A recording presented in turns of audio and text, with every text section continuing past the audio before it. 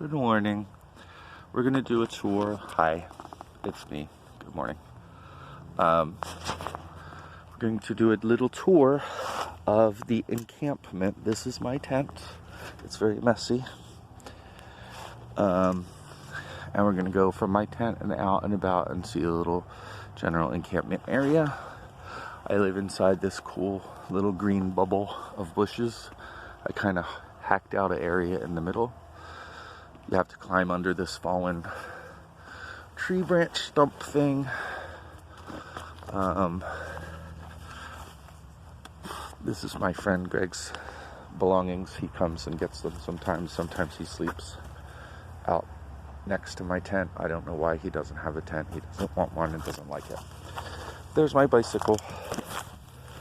I chain it to that little sapling. I feel like that's the least I can do. This I call the honey pot. It's a fake camping spot so that if the authorities or somebody wanting to thieve comes along and comes down my path, maybe they'll think, oh, I found this place where someone lives at the end of the path, and they don't try to go further in there and find my tent, which is pretty well hidden, and then they just give up and leave. That's my theory. Then you emerge into the bigger general encampment area. Rumor has it was once a campground, like a privately owned campground, and there does seem to be evidence of that. There's like little poles and stanchions and like stuff that looks like where you would pull up and plug in and stuff, but it must have been a long time ago because now it's just kind of overgrown. So there's my green bubble that I live in. Like I said, you pretty much can't tell anybody's in there unless you really make an effort to find me. So I like that spot. I hope no one kicks me out.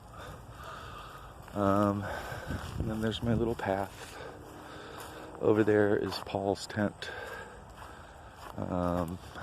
He lives in there.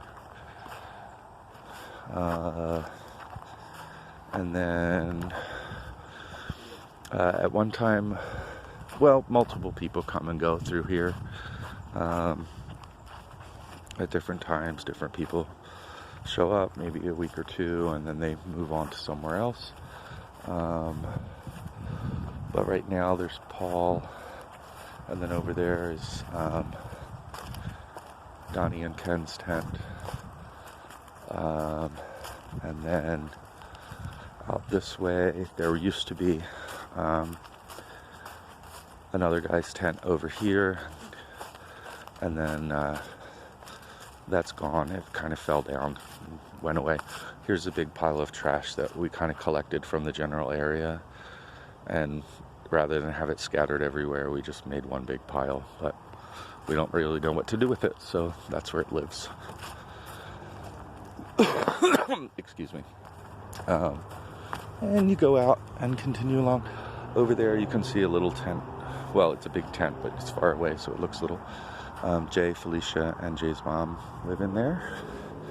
And that's all the residents we have here right now. So that's 1, 2, 3, 4, 5, 6. There's 7 people, including myself. And you continue along. I'm just going to walk us out to the dirt road. And I'll walk us back, I guess. But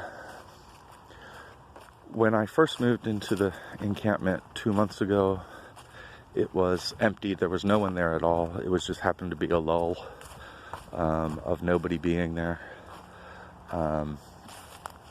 So I didn't kind of have to ask anybody's permission to sort of join the community or whatever. I was just the first one there.